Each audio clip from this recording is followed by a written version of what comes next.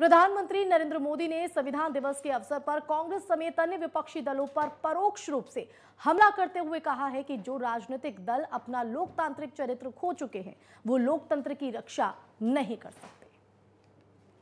भारत एक ऐसे संकट की तरफ बढ़ रहा है जो संविधान को समर्पित लोगों के लिए चिंता का विषय है, लोकतंत्र के प्रति आस्था रखने वालों के लिए चिंता का विषय है, और वो है पारिवारिक पार्टियां।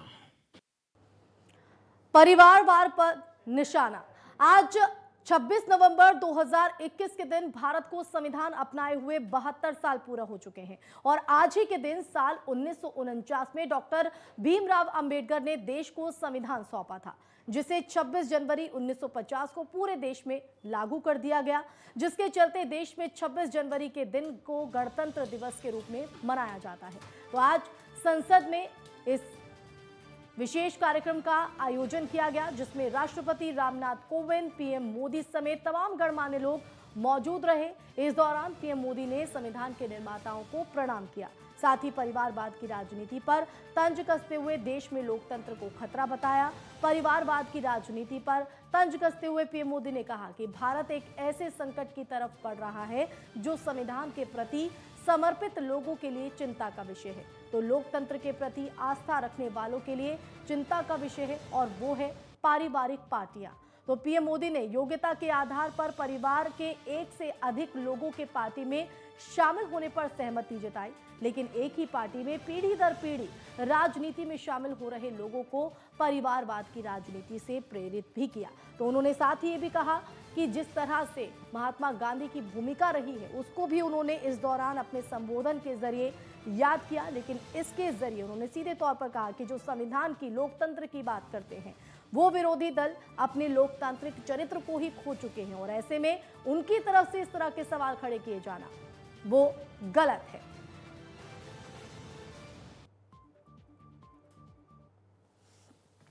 भ्रष्टाचार, क्या हमारा संविधान भ्रष्टाचार को अनुमति देता है?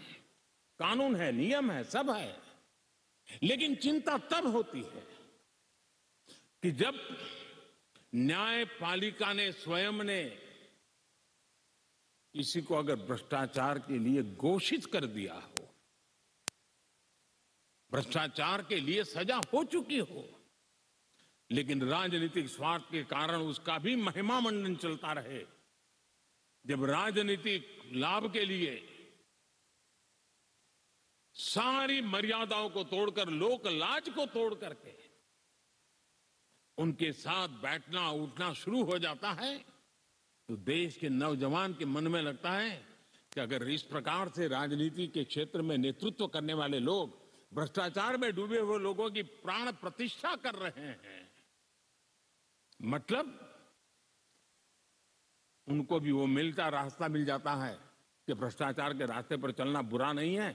2-4 साल के बाद लोग स्वीकार कर लेते हैं कि हमें ऐसी समाज व्यवस्था खड़ी करनी है। विविधताओं से भरा हुआ देश, अनेक भाषाएं, अनेक बोलियां, अनेक पंथ, अनेक राजे रजवाड़े, इन सब के बावजूद भी संविधान के माध्यम से पूरे देश को एक बंधन में बांध करके आगे बढ़ाने की योजना बनाना, आज के संदर्भ में देखें तो पता नहीं संविधान का एक पेज भी हम पूरा कर पाते, क्योंकि नेशन फर्स्ट कालक्रम से राजनीति ने उस पर इतना प्रभाव पैदा कर दिया है कि देश हित भी कभी कभी पीछे छूट जाता है। विविधता भरे देश के लिए ये एक बहुत बड़ी ताकत के रूप में पीढ़ी दर पीढ़ी अवसर के रूप में काम आता, लेकिन कुछ लोग इसे चूक गए। लेकिन जब बाबा साहब आंबेडकर के 125वीं जयंती थी, हम सबको लगा कि इससे बड़ा पवित्र अवसर क्या हो सकता है कि बाबा साहब आंबेडकर ने इस देश को जो बहुत बड़ा नजराना दिया है, उसको हम हमेशा हमेशा के लिए स्मृति ग्रंथ के रूप में याद करते रहें। और इसी में से, और मुझे याद है जब सदन में इस विषय पर मैं बोल रहा था 2015 में बाबा साहब आम्बेडकर की 150वीं जयंती के निमित्त इस काम की घोषणा करते समय, तब भी विरोध आज नहीं हो रहा है, उस दिन भी हुआ था कि 26 नवंबर कहां से ले आए, क्यों कर रहे हो, क्या जरूरत थी। संविधान की भावना को भी चोट पहुंची है। संविधान के एक एक धारा को भी चोट पहुंची है। जब राजनीतिक दल अपने आप में अपना लोकतांत्रिक कैरेक्टर खो देते हैं, जो दल स्वयं लोकतांत्रिक कैरेक्टर खो चुके हो, वो लोकतंत्र की रक्षा कैसे कर सकते हैं। आज देश में कश्मीर से कन्याकुमारी, हिंदुस्तान के हर कोने में जाइए, भारत एक ऐसे संकट की तरफ बढ़ रहा है जो संविधान को समर्पित लोगों के लिए चिंता का विषय है, लोकतंत्र के प्रति आस्था रखने वालों के लिए चिंता का विषय है। और वो है पारिवारिक पार्टियां, राजनीतिक दल। Party for the family, party by the family.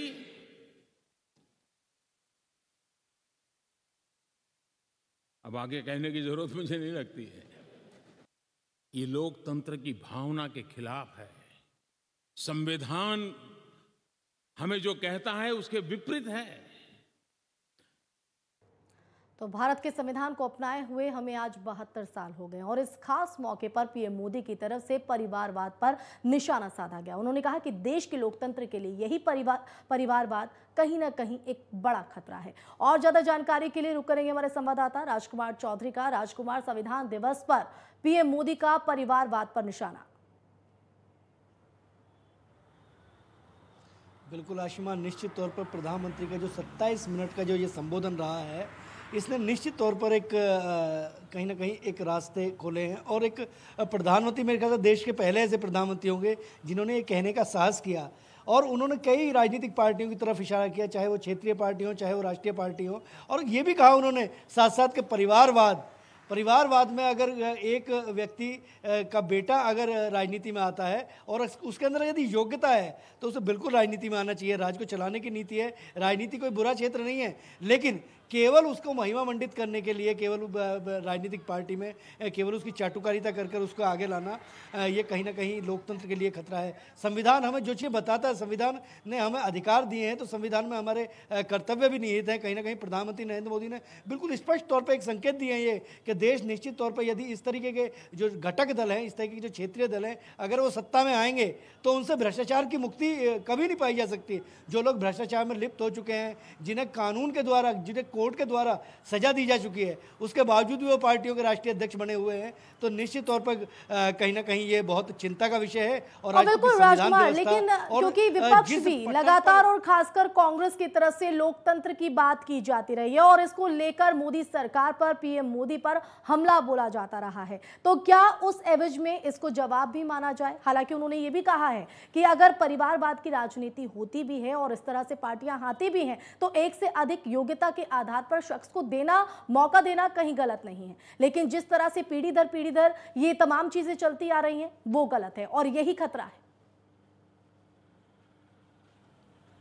बिल्कुल आशिमा, इसे जवाब के तौर पे भी देखना चाहिए, लेकिन जवाब से कहीं ज़्यादा इसको चिंतन मंथन मनन करने की आवश्यकता है। और एक आम आदमी को कहीं ना कहीं उन्होंने एक रास्ता दिया है और सोचने के लिए एक सवाल दिया है कि आप जरूर सोचिए, जब आप अपने मताधिकार का उपयोग करने जाएं तो कम से कम ये देखें कि आप किस राजनीतिक पार्टी को अपना वोट दे रहे हैं, उस राजनीतिक पार्टी को कौन लोग चला रहे हैं, उस राजनीतिक पार्टी के कर्णधार कौन है, उसमें आम आदमी की कितनी सहभागिता है। तो एक नई, निश्चित तौर पे एक नई राजनीति की एक नई बिसात लिखने के लिए उन्होंने और सीधे एक आम आदमी से जुड़ने का उन्होंने प्रयास किया और आम आदमी को एक सवाल दिया है। और राजनीतिक पार्टियों पर केवल कटाक्ष के, क्योंकि किसी भी राजनीतिक दल का उन्होंने बिल्कुल, और नाम नहीं लिया, राजनीतिक लेकिन दलों को भी एक संवैधानिक मैसेज, व्यवस्था एक है और उस संदेश व्यवस्था देने की को कोशिश की उन्होंने गई है कहीं ना कि अपना जो लोकतांत्रिक कैरेक्टर है उसको बनाए रखिए, विपक्ष की जो भूमिका होती है उसे एक सक्रिय तौर पर निभाया जाए ताकि देश का जो लोकतंत्र है वो बना रहे, संविधान पर कोई सवाल खड़े ना कर सके। बहुत शुक्रिया राजकुमार आपका जुड़ने के लिए, तमाम जानकारी देने के लिए।